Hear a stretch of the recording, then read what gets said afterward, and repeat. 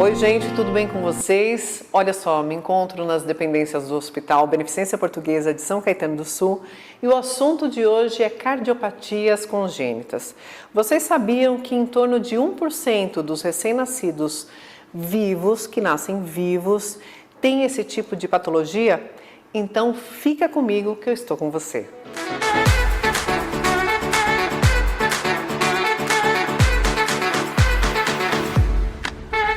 Eu já me encontro aqui no Centro de Hemodinâmica e ao meu lado está o Dr. Pedro Abujanra, ele que é cardiologista pediátrico e cardiologista intervencionista pediátrico. Tudo bem, Dr. Pedro? Tudo bem, Alessandra. Melhor agora que vamos falar sobre um assunto tão delicado e de extrema importância, Sim, né, doutor? Bastante. Que são as cardiopatias congênitas. O que seria, doutor? Então, Alessandra, as cardiopatias congênitas são malformações do coração que comete 1% da população, dos nascidos vivos, né, como você colocou, e são malformações que se acometem ainda na vida fetal, na formação do coração. Então, as crianças nascem com essa condição anormal da estrutura cardíaca. Entendi. E me fala uma coisa, isso pode ser hereditário, doutor Pedro? Em algumas situações ela pode ser hereditária, geralmente quando elas fazem parte de uma síndrome. Então, síndrome é um conjunto de malformações e pode, o coração pode estar envolvido dentro dessa síndrome. Mas isoladamente é muito raro ter uma cardiopatia hereditária, isoladamente, né? E quais são as comuns? Quais são as mais comuns cardiopatias congênitas? A gente tem cardiopatias mais comuns, são defeitos do septo atrial e da formação da artéria aorta e das válvulas, principalmente a válvula pulmonar.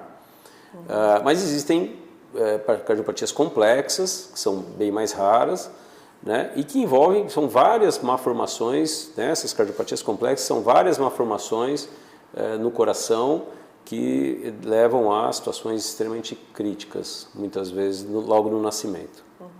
Que podem chegar a óbito, doutor? Sim, se não tratados adequadamente. Tá.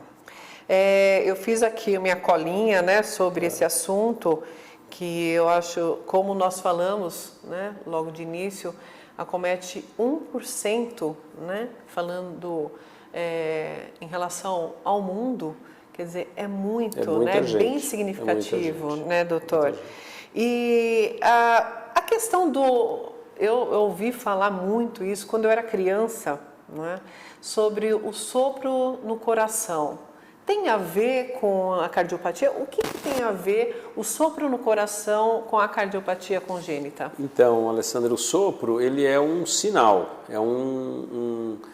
faz parte do exame clínico, é aquilo que a gente ausculta quando examina a criança. Tá. Então existem cardiopatias, a maioria delas se manifestam com sopro quando a gente examina, mas algumas não têm sopro. Algumas cardiopatias não apresentam sopro e não necessariamente não significa que não sejam graves, né? Algumas patologias não apresentam sopros, outras apresentam sopros e não são tão graves, então o sopro faz parte do exame clínico. A gente pode ter, o sopro ele pode detectar ou pode definir alguns tipos de doenças, mas não necessariamente o sopro é a doença. Ah, tá, né? Porque acho que antigamente se falava muito nisso, né? Olha, ele tem sopro no coração, sim. Olha, né? Era uma coisa assim, né? Então, hoje em dia, tendo esse conhecimento mais aprofundado... Sim, até porque o sopro, ele dá a primeira dica de que a criança pode ter algum problema. Então, por exemplo, é muito comum fazer diagnóstico no consultório de crianças que estão saudáveis do sopro que a gente chama de sopro inocente. O sopro inocente é um sopro decorrente do próprio fluxo de sangue dentro do coração. Não existe nenhuma doença, por isso o nome inocente. Tá. Existem os sopros decorrentes de válvulas que estão entupidas ou válvulas que estão vazando ou, eventualmente, defeitos que fazem com que o fluxo de sangue dentro do coração seja anormal, né? O sopro se detecta examinando a criança e depois você vai para exames complementares, como um ecocardiograma, que vai definir a anatomia do coração e a sua condição, definindo a doença. E o sopro no coração, doutor Pedro, é só no simples escutar? Sim, sim. Já é um exame físico detecta? simples, né? É um exame físico simples que o pediatra, o clínico, o cardiologista faz, examinando a criança. Né? Ele não precisa de muita outra coisa, de muitos outros aparelhos, não é uma coisa fora do comum. Precisa examinar o paciente, você detecta o sopro e daí você parte para uma investigação mais apurada sobre aquilo, né? Sobre se existe a patologia, se não tem a patologia ou por que tem o sopro. Quando sempre é detectado ao nascer ou acontece de haver sintomas para serem detectadas Sim. essas cardiopatias congênitas? Muitas patologias você vai detectar ao nascimento. Tá. Aquelas que já apresentam o sopro logo no nascimento, no primeiro exame. A gente está falando de sopro, mas existem alguns outros sintomas ou sinais. A criança que fica cianótica, quer ficar com a coloração mais arroxeada, né, das extremidades. Tá. Isso seria um sintoma também. Seria um sintoma também das patologias mais graves. Mas muitas patologias, elas não são detectadas logo no início, porque muitas vezes não apresentam sopro, e vão ser detectadas, às vezes, na primeira infância, numa primeira consulta com o pediatra, já na puericultura, ou às vezes com mais de 1 ano de idade. Mas é muito importante o primeiro exame clínico no berçário, após o nascimento, para a detecção de algumas cardiopatias mais graves, principalmente. E o que os cardiopatas não podem fazer, doutor? Tipo assim, a criança que tem uma cardiopatia congênita, o que ela não pode fazer? Então, depende muito da doença que ela tem. Tá. Muitas doenças, elas conseguem ter uma vida muito próxima do normal. Vão começar a ter alguns sintomas de cansaço, dificuldade para acompanhar os amigos nas brincadeiras, no jogar bola, por exemplo, na natação. Mas as crianças mais graves, que têm patologias então complexas, ou cianóticas, elas mesmas vão ser autolimitadas, elas vão ficar mais cansadas e a gente recomenda que elas não façam atividades muito intensas, de competição, né? Mas a maioria delas consegue fazer alguma atividade física simples, né? Principalmente na primeira infância, brincar com os amigos, andar de bicicleta, isso não traz nenhum problema maior. Mas dependendo da patologia, à medida que elas vão crescendo, elas não vão conseguir acompanhar e fazer atividades de alta intensidade. E existe mitos sobre a cardiopatia, as cardiopatias congênitas, doutor? Existem alguns mitos, principalmente na questão diagnóstica, como a gente está falando do sopro, né? Tá. Então, como eu disse no começo... Isso faz parte do mito. Nem toda criança que tem sopro tem cardiopatia. Tá. Então, isso é uma coisa importante. A outra coisa é essa, que a criança vai ficar cardiopata ou ser um cardiopata a vida toda. Não, hoje a gente tem como tratar essas crianças, elas ficam curadas. Claro, algumas com cardiopatias complexas vão ter sua limitação e sua doença sempre. Outro mito é que a criança tem uma expectativa de vida pequena.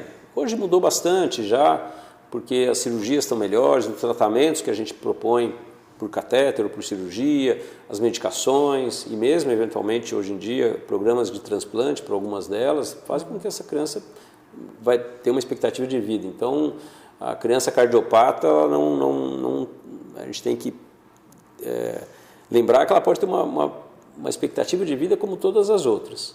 Né? Até na questão do diagnóstico no pré-parto, né, o diagnóstico pré-parto, que auxilia, né, na diminuição da mortalidade dos recém-nascidos, né? Hoje, os métodos diagnósticos, a gente falou um pouco do pós, né, como é que você pode fazer, então examinando o sopro, mas existe um exame muito simples que a gente consegue fazer hoje, que define basicamente a doença, que é o ecocardiograma, que é um ultrassom do coração. E o ecocardiograma pode ser feito na vida fetal ainda, é o ecocardiograma fetal. Quando que se faz isso? quando um ultrassom um obstétrico que avalia a criança detecta que tem alguma normalidade no coração, você pode ir para o especialista em ecocardiografia fetal e fazer esse diagnóstico da cardiopatia previamente.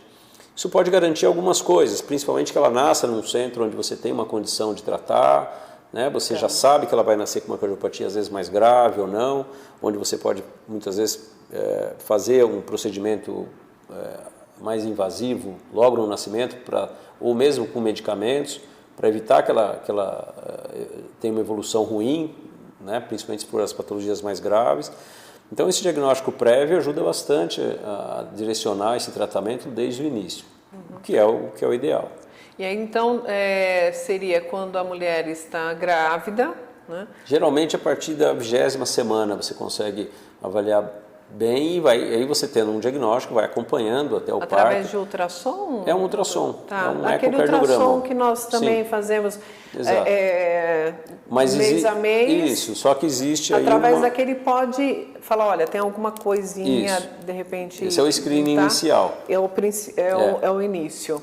E aí, depois sim, o eco fetal, que é especializado e voltado para a detecção da patologia e acompanhamento até o parto. E hoje em dia, doutor, os tratamentos estão muito avançados, não é? Sim. Em relação às cardiopatias Sim. congênitas. Sim. Só que esse assunto nós falaremos no próximo bate-papo, no próximo vídeo, ótimo. né? Falaremos só sobre isso, gente, sobre os tratamentos, né? Sobre cirurgias, porque esses tratamentos faz com que você diminua até mesmo o número de cirurgias ou até mesmo não fazer a cirurgia. Exatamente. Né, doutor? Os tratamentos por intervenção, por cateterismo, né, por cardiologia intervencionista, melhoram muito a sobrevida, o risco inicial do tratamento, né, que a gente tem que contar e fazendo com que a criança fique bem muito mais rápido. E esses procedimentos são feitos num sala centro como esse, né? Uma hemodinâmica, num setor de hemodinâmica. cardiologia intervencionista que a gente tem aqui na Beneficência Portuguesa para fazer. Muito bem. Por enquanto, muito obrigada, Eu que Dr. agradeço. Pedro Abujanra, ele que faz parte aqui da equipe do Hospital Beneficência Portuguesa de São Caetano do Sul. Então, fiquem ligadinhos, porque o próximo assunto com o Dr. Pedro será sobre os tratamentos, a parte cirúrgica também, até mesmo transplantes. Então, eu espero que vocês tenham gostado e que seja útil, né, esse nosso bate-papo. E se você achar que deve compartilhar com alguém, compartilhe esse vídeo, que é muito importante. E lembre-se, se inscrevam, curtam todos os vídeos e até a próxima. Tchau, tchau.